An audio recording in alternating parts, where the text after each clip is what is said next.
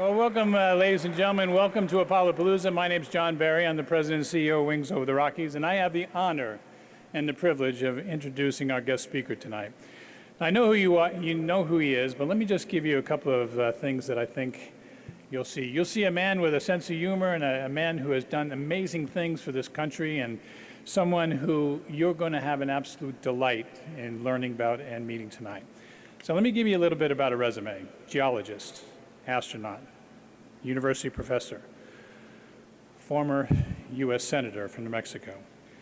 And he's written a book, go figure, Return to the Moon, which we hope to do here by 2024. So we have a video to show you before the senator comes out, and let's roll the film. Thank you.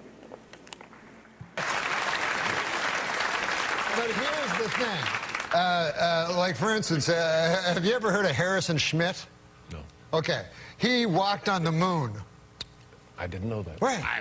An astronaut. Right. A guy who walked on the moon. There's very few people that have been in the position to go, hey, where's the moon? There it is. Right. Well, you're right. That's a good point. Right. Now, so 12 people have landed on the moon. Neil Armstrong, Buzz Aldrin.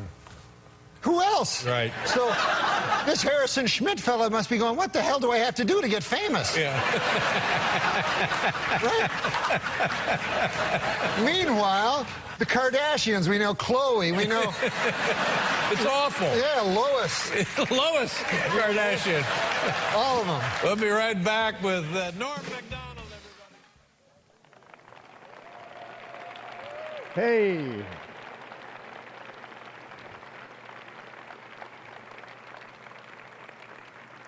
Isn't that fun? That's a great skit. Just great. How many of you would like to go to the moon someday? Let's see a show of hands. Okay. How about Mars? I need a few more. Well, with respect to the moon, I've got a few little soft moon balls that some of you might like to have. You want it, huh?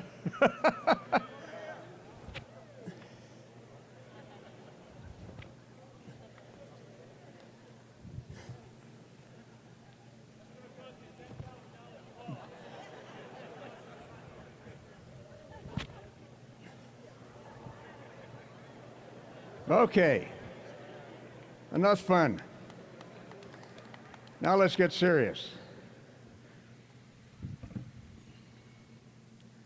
Not real serious, but sort of serious. But first of all, really in a very serious vein, the Wings Over the Rockies team has done a fantastic job putting together this week-long, you realize that? Week-long celebration of the 50th anniversary of the Apollo 11 landing on the moon. Nowhere else am I aware of in the United States or in the world is anybody celebrating this for a week, and that's just wonderful. Please give them a resounding round of applause.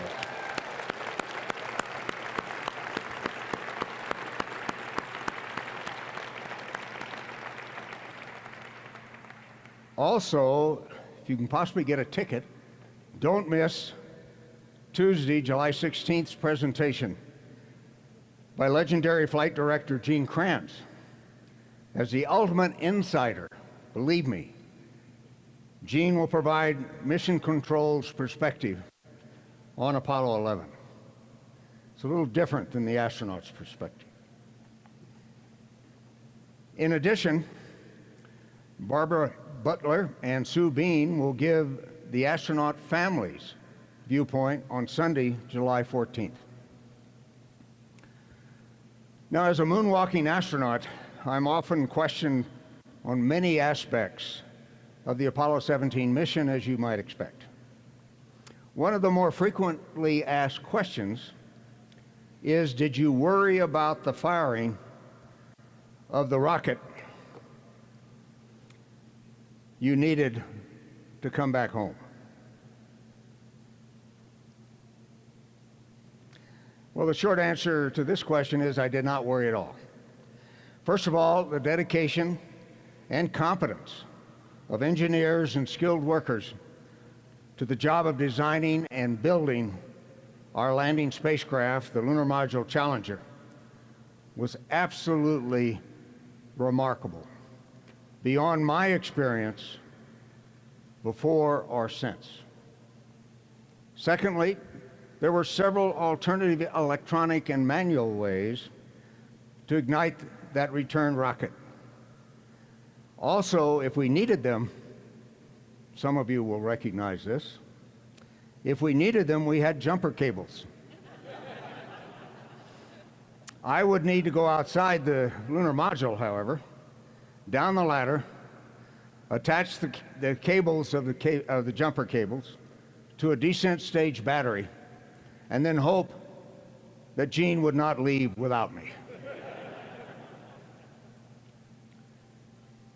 50 years.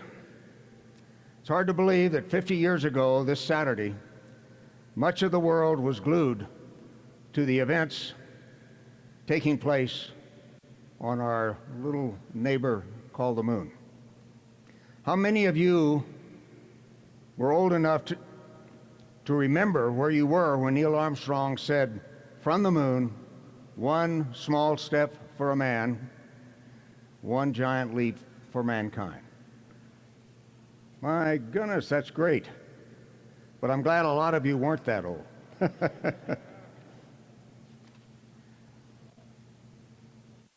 Following the Soviet Union's surprise orbiting of Sputnik 1 in October 1956, President Dwight D. Eisenhower and a bipartisan leadership in Congress established the political and managerial structure for our national civil space activities. Against significant opposition, I insisted that the nation's response to that event would be entirely civil rather than military, leading to the societal openness and technological benefits we have accrued from NASA's activities. Between 1957 and 1961, a sleeping giant awakened. Now, what was I doing when all of this was happening?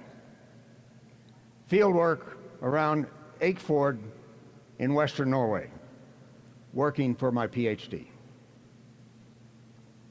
The crew cut was there, and here I am with the wonderful extended Norwegian Jacobsen family with whom I boarded as a Fulbright student. Going to the moon was not in my perspective at the time. However, that Norwegian geological fieldwork led me in 1958 to meet this fellow, Eugene Shoemaker. He was doing a weird thing, for geologists at least in those days, namely mapping the moon. In 1964, I was looking for a job, and I wrote Gene as he was organizing the new astrogeology branch of the Geological Survey, and my letter crossed his letter, asking if I were interested in joining his group. Well, soon after arriving in Flagstaff, having accepted his offer, and in order to a NASA contract to study potential field geological techniques for use by lunar astronauts, NASA and the National Academy of Sciences asked for volunteers to be the first scientist astronauts. I thought about 10 seconds, raised my hand, and out of 1,400 other enthusiastically raised hands, NASA finally selected the 5 you see here: Kurt Michaels, Owen Garriott, Ed Gibson, Joe Kerwin, and yours truly.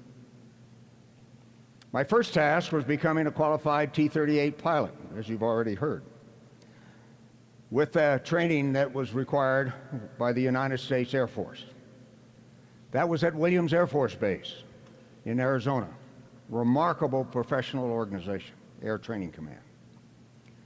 And later, I was to be checked out and was checked out in the H-13, that is the MASH-style helicopter, that being done by the United States Navy. When my father's friends inquired about what I was doing in NASA at that time, and this was particularly after jet pilot training, the World War I horse Marine would respond skeptically, "He thinks he's going to the moon." Well, as now, laughter erupted. After 2 years of basic flight training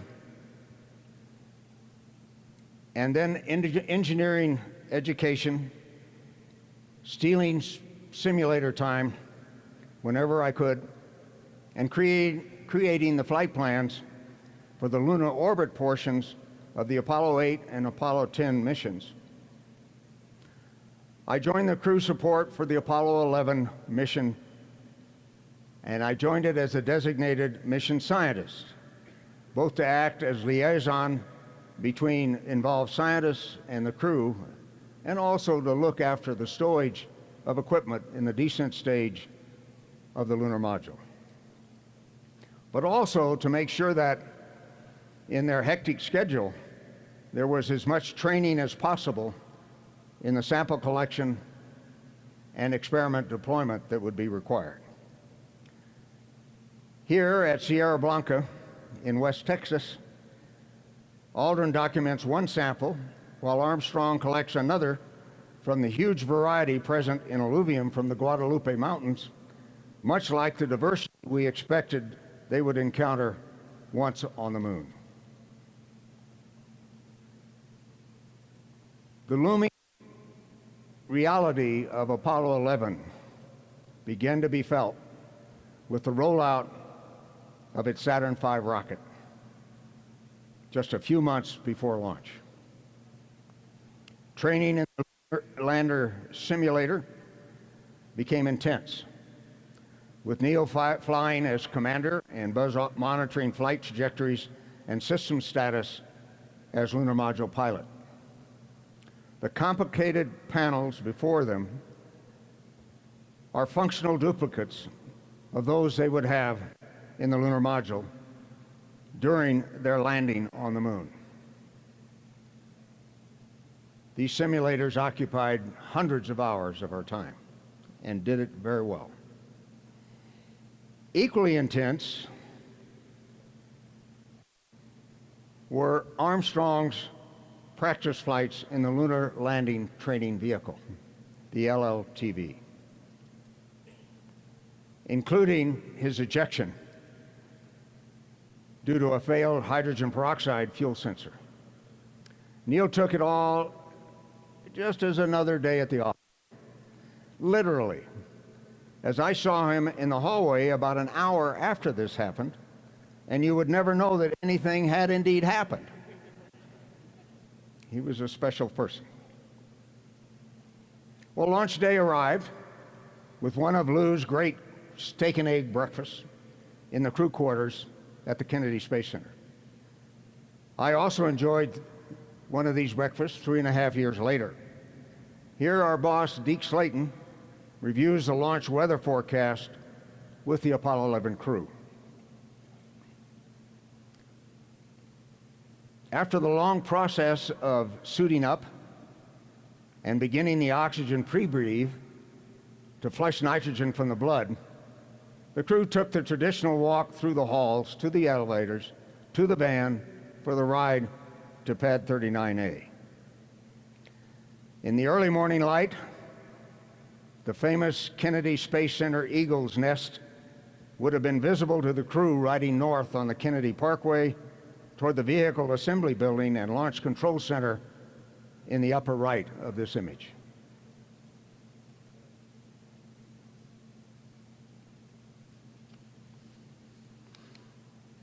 Ultimately, on July 16, 1969, President Kennedy's challenge to the nation and to 400,000 young Americans was met with the launch of the Apollo 11 crew and their lunar lander, also the Eagle.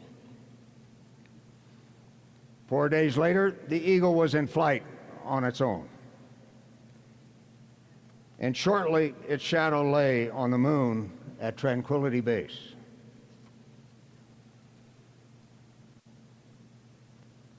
Later, as Neil documented the location of the science package, he provided this portrait of the landed eagle as well as his own shadow.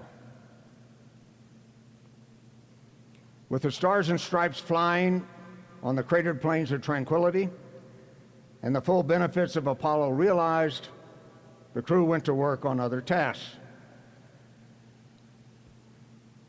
In his selection of a diverse suite of lunar samples and soil to return to Earth, Armstrong, seen here next to the lunar module, showed his strength both as an observer and as an impromptu explorer.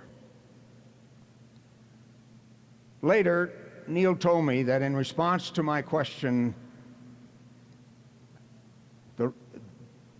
the rock box, this is a quote now, the rock box looks rather empty, even with all the rocks I put in it. So I filled it up with lunar soil. That soil, sample 10084, we scientists know all these sample numbers, you know. Seen here with the classic boot print, provides a basis for us knowing that eventually lunar resources would allow lunar settlers to live off the land, supply water, oxygen, and fuel for continued space exploration, and indeed helium-3 fuel for clean fusion power on Earth. Meanwhile, with lunar assistance, another generation of Americans can prepare to go on to Mars.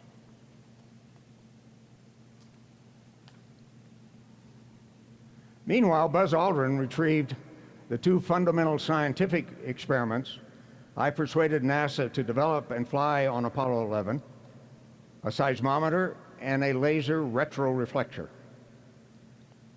The original, much heavier set of experiments had been postponed to fly on later missions in favor of gaining essential hover time for the first landing.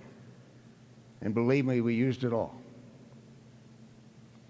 After some rest, back in the lunar module Eagle, and two portraits in Snoopy caps, as you can see, also, gray duct tape had many uses, including rover fender repair on my mission. But here, above Neil's head, gray duct tape is holding up a card showing how circuit breakers should be configured before leaving the Eagle for the lunar surface. Now, however, was time to leave for home and a welcoming world and nation. But first, a far-side rendezvous with Mike Collins and the Command and Service Module Columbia against the iconic Apollo view of a rising Earth. A successful rocket burn out of lunar orbit provided this remarkable view of a full moon, including a portion of the far side.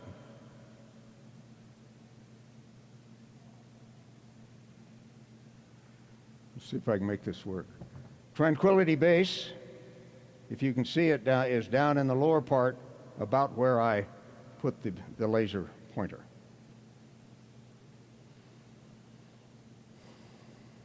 Then a half Earth, looking towards home.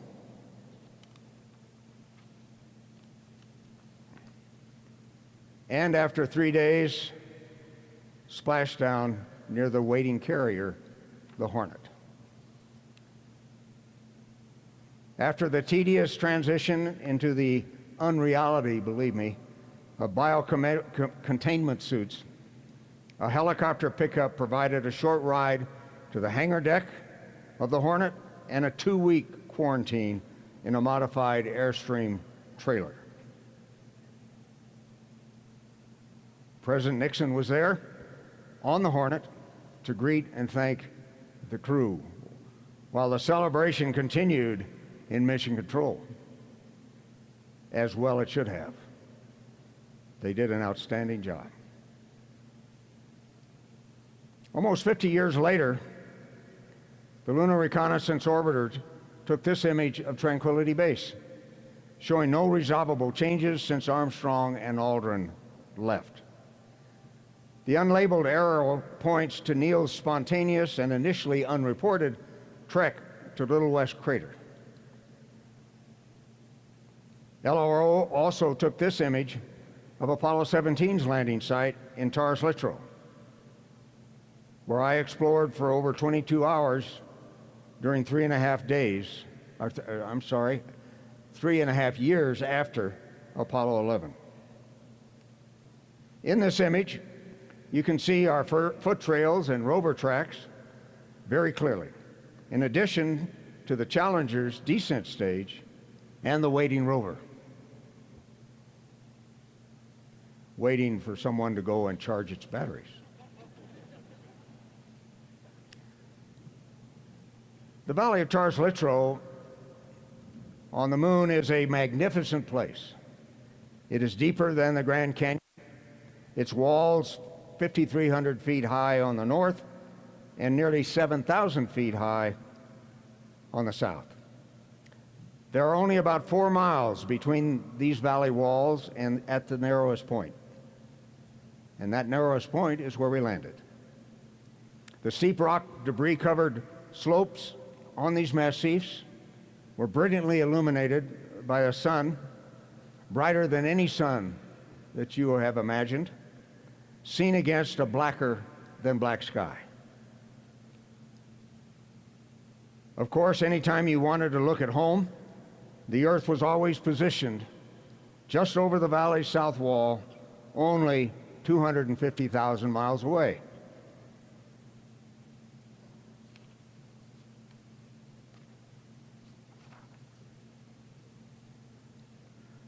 Working in Taurus-Littrow as a geologist was like walking on a giant trampoline. I weighed only 61 pounds, including my spacesuit and the backpack. Except for working in a stiff spacesuit, visibility and decision-making was very much like exploration on Earth, except there was much more planning than is normal for a field geologist. The samples gathered continued to provide information about the histories of the Moon, of the early Earth, Venus, Mars, and Mercury, and of course, of the Sun itself. Now, ladies and gentlemen, with all that was done on the Moon during Apollo, Americans were the true heroes, and they were not the Americans that went there.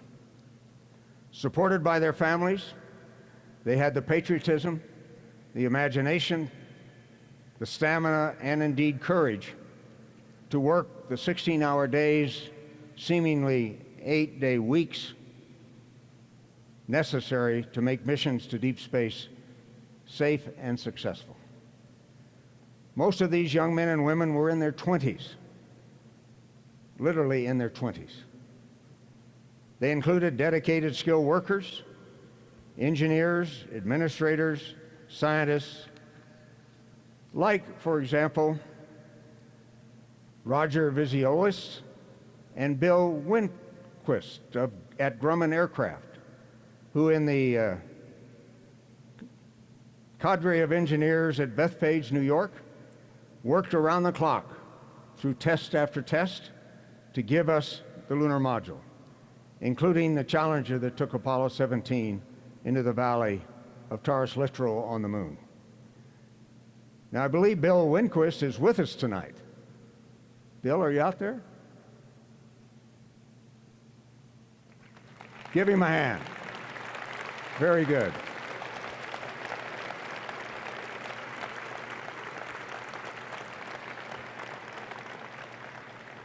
And then there was a kid, Bill Moon, growing up in rural Mississippi, working in his immigrant parents' grocery store, who ultimately manned the Electrical Power and Distribution System console, or ECOM, for the Command and Service Module. Bill, the lead ECOM on my mission, Apollo 17, with many individuals like him, watched over and protected our spacecraft and ourselves. These were the heroes that brought home the Apollo 13 crew, including the late Jack Swigert of Colorado.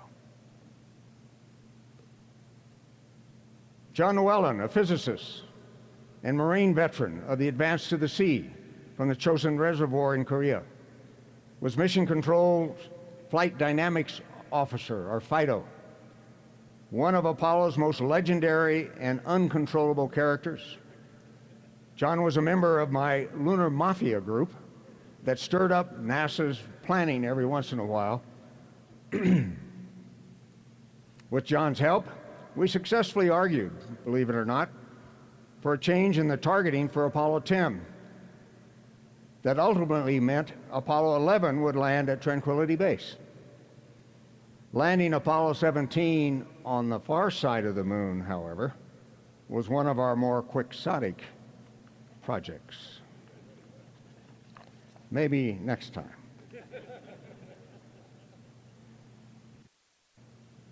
Maureen Bowen of Washington, D.C. was an early employee of the Flight Operations Division. She was one of the most internally famous and outstanding administrative assistants at the Manned Spacecraft Center. Maureen's skills made possible the work of thousands of engineers and managers during the Apollo era and beyond. Joe Schmitt, no kin, seen here with Mike Collins, grew up shining shoes in his brother-in-law's barbershop in O'Fallon, Illinois. In the late 1930s, he was an Army Air Corps parachute rigger and became one of the finest suit techs you could ever ask for, always ready at a moment's notice to prepare a crew for a suited test.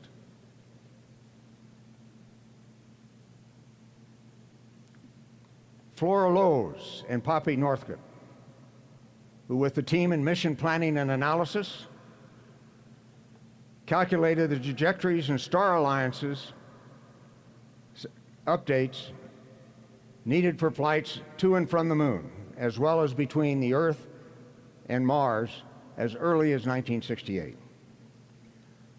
My personal good friends, Gene Shoemaker and his team at the Astrogeology branch of the Geological Survey in Flagstaff, from outside of NASA, led the introduction of the science of field geology into the Apollo program. Far less science would have been done with our hammers had Gene not persisted that science should be integrated into lunar landing missions. I should also mention that walking on the moon was the first and only time I wore high fashion. Not from the house of Gucci, but from the house of ILC, sewn by Bert Pickleton and Ruth Ratledge and their fellow seamstresses, who carefully stitched together our A7LB suits. Without these unheralded heroes, like those I have mentioned, I would not be standing before you tonight.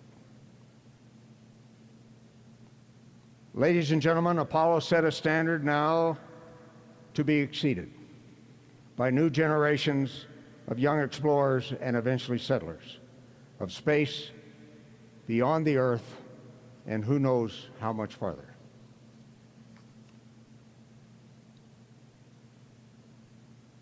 When they depart from their homes on the moon for Mars, this may be a view they will remember. And with that, I thank you and would be happy to take any questions that you might have. Thank you very much.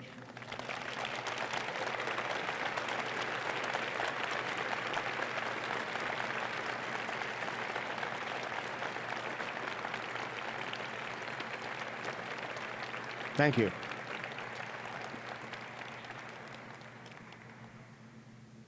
I presume somebody is out there with a microphone,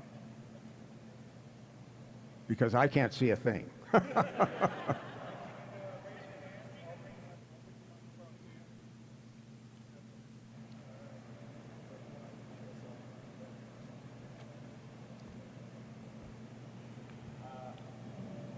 Just making sure that we're on. Thank you so much for being here tonight. I wondered if you could talk a little bit about how you helped to recruit Lee Silver and his role in terms of training astronaut geologists or turning astronauts into geologists. Well, that's fairly easy to do. Lee Silver was one of my professors at Caltech. And Just hold it close. I had taken some time to examine the geological field training program that NASA had planned for the lunar astronauts and decided that maybe we ought to modify that a little bit. I took a alternative plan to Al Shepard, who was my immediate boss in the astronaut office, and he said, well, that looks pretty good. We do all the other training anyway, and so let's try this too.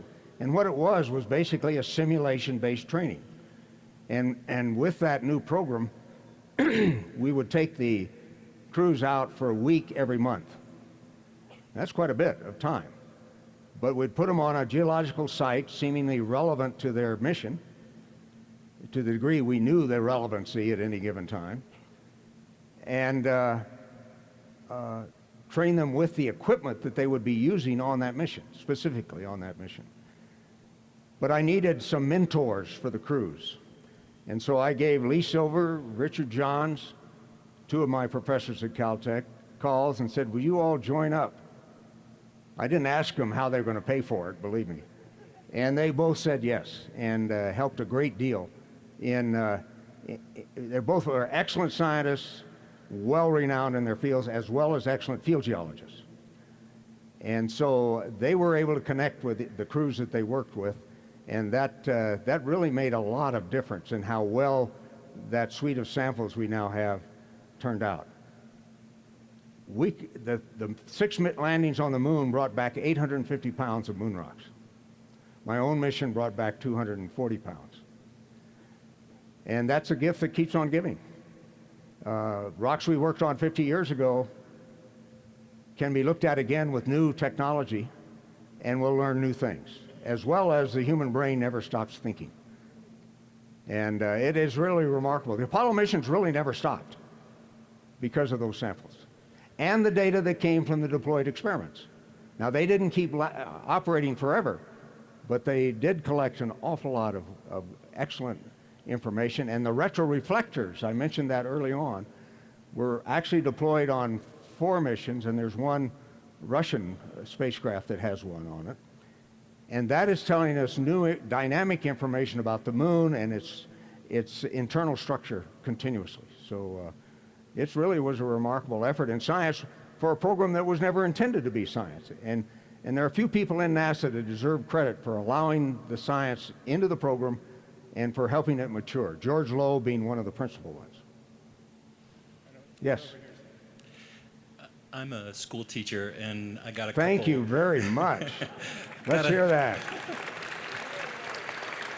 I got a couple emails from my kids, and they were wondering about the far side of the moon, looking into deep space, and the fireworks in your eyes that you talked about on a video. Well, let's see if I can remember 3 things.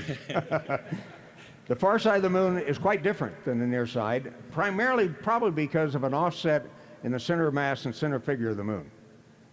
The Mare lavas did not reach the surface uniformly over the far side as they did over much of the near side.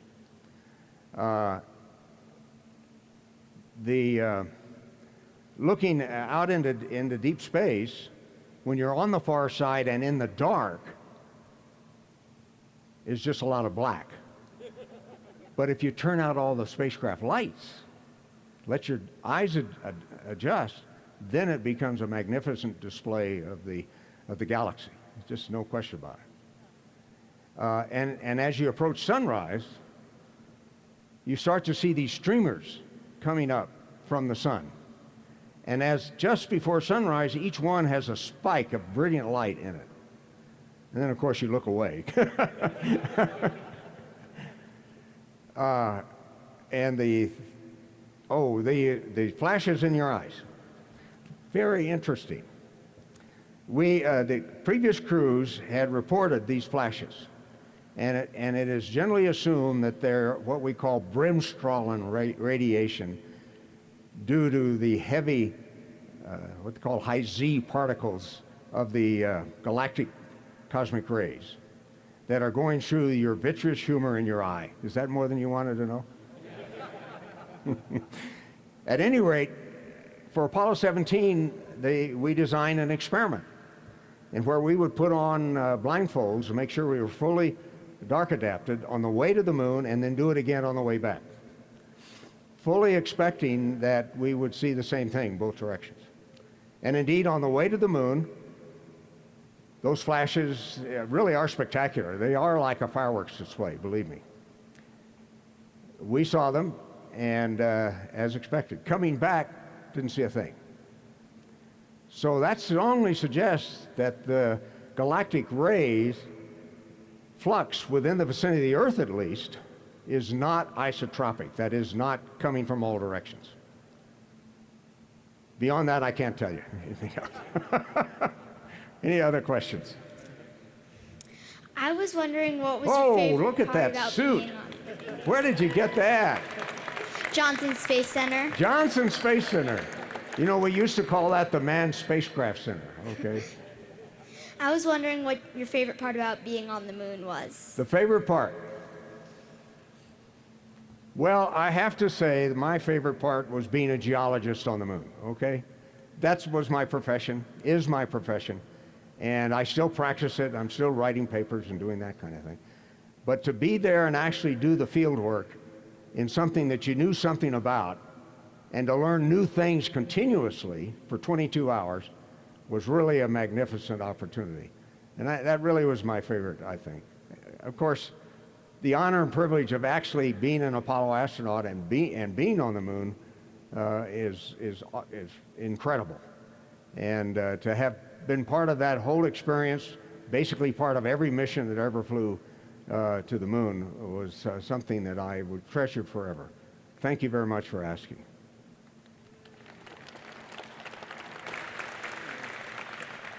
Senator, hey there. It's a pleasure to meet you.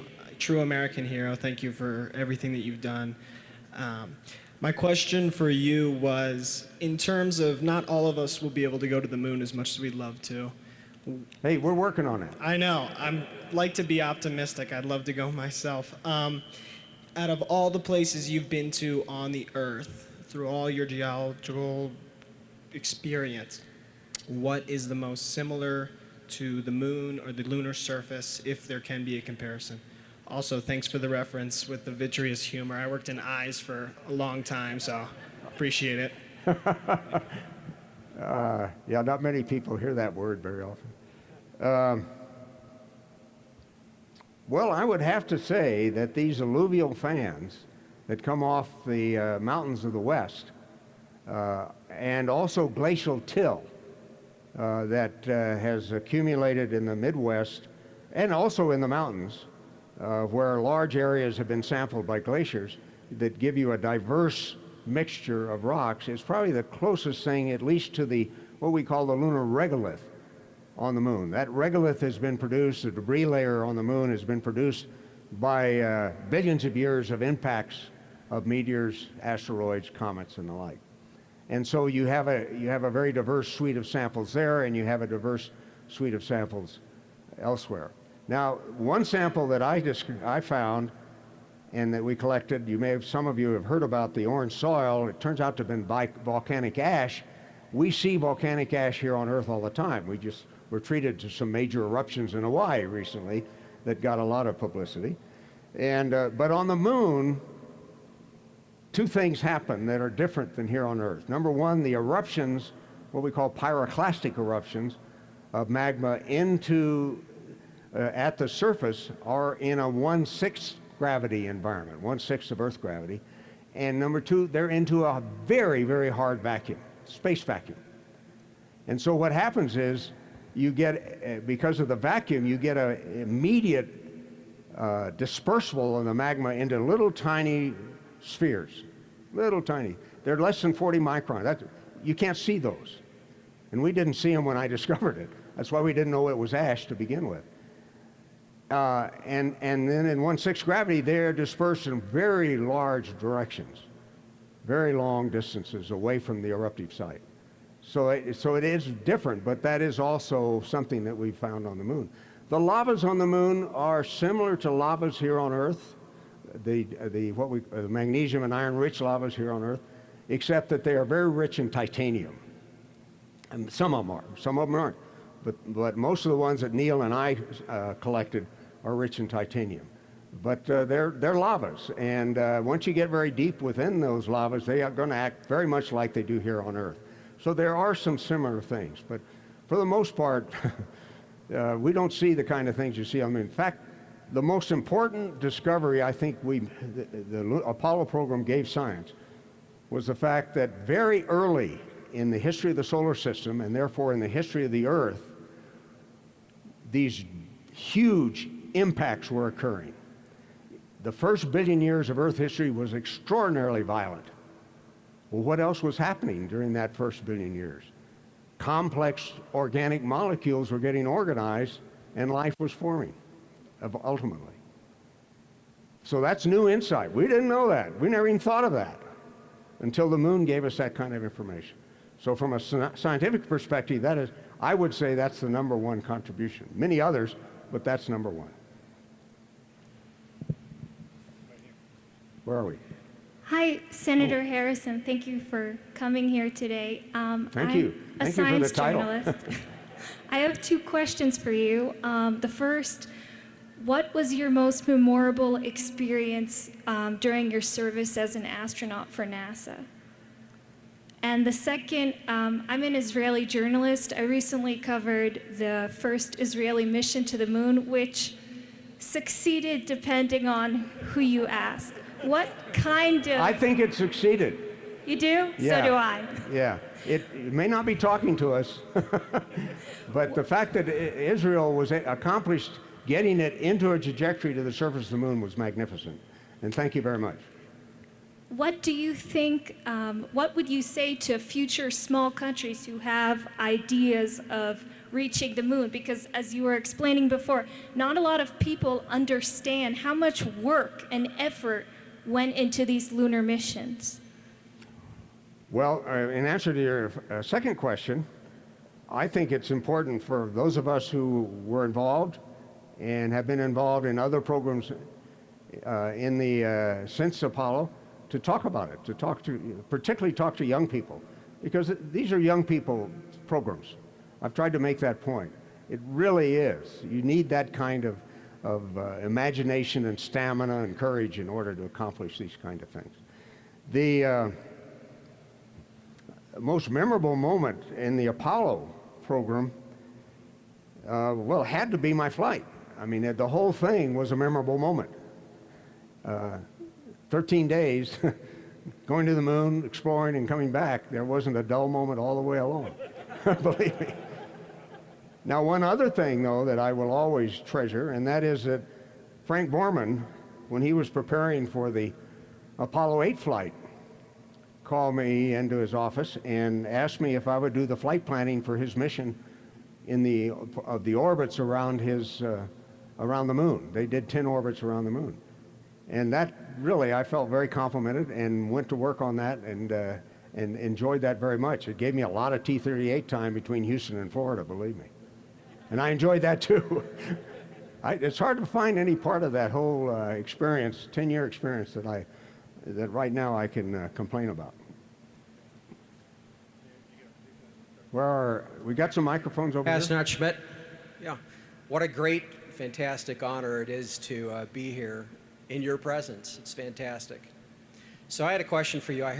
Can you hear me all right? Oh yeah, okay. Loud and clear. I heard an interview a while back where you talked about the need to send paleontologists to Mars.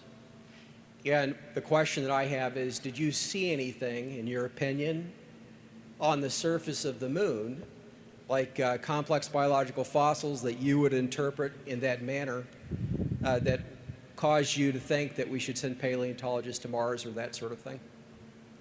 No, I did not see anything like that on the moon. Now, having said that, I did see on the moon, and we saw in those first samples that Neil brought back, this extremely fine pulverized debris that constitutes the regolith.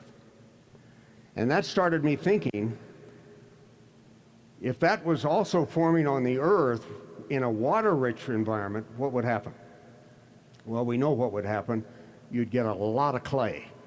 That's a very rapid alteration product in a water-rich environment of finely pulverized rock. And so the dominant mineral species, I think, on the Earth during that very violent early history was clay. Well, it turns out clay has some very interesting properties in that it can organize organic molecules. And so I started thinking about, is that the catalyst for getting that organization of life started, at least? And then I said, well, do we see any evidence in the data we have coming back from the orbiting spacecraft around Mars or the rovers of clay? And the answer is yes. And the right kind of clay, as a matter of fact. It's a specific type of clay called symplectic clay. And so I have a strong feeling that at least life started to get organized on Mars, and that's why I want paleontologists to go up there. They know fossils when they see them, believe me. Once you landed on the moon, could you tell if the temperature was hot or cold? Generally, no, but there's always an exception. Our spacesuits had 7 layers of insulating mylar, and that was a good start, but we could not have worked probably more than a half an hour on the moon because of the generation of metabolic heat if we hadn't had water-cooled underwear. And we did. We had long-handled underwear, some of you may be familiar with, except this underwear had interconnected tubes through which were circulated cold water. And so that kept us, depending on how hard we were working, we could control our internal temperature. Also, but one time, when we were driving a fairly long distance with the rover, almost an hour's worth of time, there was a detent in the spacesuit, so my arm could rest just like this. And I started to feel the sun's heat come into that forearm. And believe me, that was great, because if there's any muscles that get tired, it's your forearm muscles because of the gloves. The gloves are pressurized at about 3.5 pounds per square inch, and it's like squeezing a tennis ball every time you want to do something. So those forearm muscles, that really felt great to have that heat therapy on those muscles. Go ahead. Dr. Schmitt, I have a question regarding the launch of Apollo 17. This is slightly less scientific than all the questions everybody else asked, but at the point where the Ullage motors fired at the first stage separation, someone on board uttered a very colorful metaphor, and I was wondering, it was not Gene Cernan, was it you or was it Ron Evans? Boy, I don't recall. But you do have to realize that what happens at that little interval is that, first of all, the first stage propulsion system, the S1C, has accelerated you to where you are at 4 times gravity. At that point, those engines are shut down as they're running out of fuel. You immediately get into the rocket stack sort of unloads a little bit, and you actually have a minus 1.5 Gs instantaneously. And then the second stage engines start, and you're at 1.5 Gs again. And that all happens in just slightly more than a second. So somebody might have said something. You know.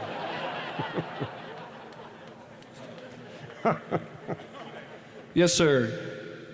Back here. I just want to say thank you very much for being here. And my question to you is, if you could go over some of the human elements that you went through during your trip, what sleeping was like, what eating was like on a different planetary body, and even perhaps what your emotions were upon landing and returning to home, and just add some of that human element for us. Thank you. Well, thank you. Sleeping was great. I had no particular problem sleeping. I would, in both spacecraft, particularly if I were the designated watchee, that is with the Snoopy cap on and wait, and so that if the ground needed to contact us, they could contact somebody, wake them up. But I slept well. I'd usually sleep for a couple hours, and then I'd wake up and listen to make sure that the fans were still fanning and the pumps were still pumping. All the noises were familiar, and then I'd go back to sleep. And that was true in the lunar module as well while I was on the moon. But I felt like I had pretty good sleep throughout the mission. But believe me, after each of the excursions out of the lunar module, we were tired. We really were. Mentally more than physically. The food was quite good, I thought, except we all crave spice. And the trading food of choice were bacon squares because they had some flavor to them. But otherwise, it was quite good. And what was particularly good were something in those days that were called Army wet packs. They were irradiated food packs that had long shelf life. Much better than the MREs that some of you have been exposed to. I know we have some veterans in the crowd. But the Army wet pack was quite good, and we had 4 different varieties. We had hot dogs, we had a hamburger, we had peanut butter, and my favorite was the, believe it or not, the fruitcake, a high-protein fruitcake. And I think those were my favorite foods, all of those. There was one food, though, that was relegated to experimental work, and that was the salmon salad. It wasn't spoiled, it didn't smell, it just, fish doesn't travel well, right? And so we used it for a variety of experiments, believe me. Another question. Yeah. Hi, Harrison Schmitt. I'm really excited that you're here. So my question is, what was it like to go on the moon rover? What was it like to go on the moon rover? Well, it was great because I didn't have to drive it. I got to be the passenger that looked around and observed and became a geologist even while I was in transit from one station to another. However, I kept one eye out for the craters and boulders that the commander might have missed. And if you listen to the transcript, you'll see that occasionally that did happen. But it was really a delightful experience.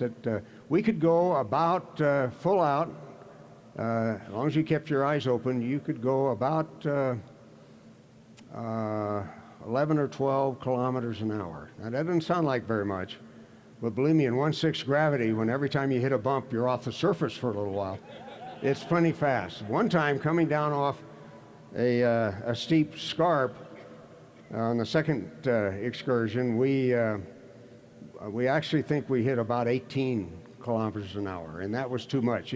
In fact, the rear of the rover was starting to lose contact with the ground, and so we slowed that down pretty fast. Ladies and gentlemen, what do you think? One more question, and then they're telling me the hook has appeared, and I'm ready to go. Dr. Schmitt? Yes, sir. I was wondering, which of the landing sites do you think that we should return to first? I think now, I'll tell you, I literally did try to get Apollo 17 to land on the far side of the moon in a large basin called Tsiolkovsky.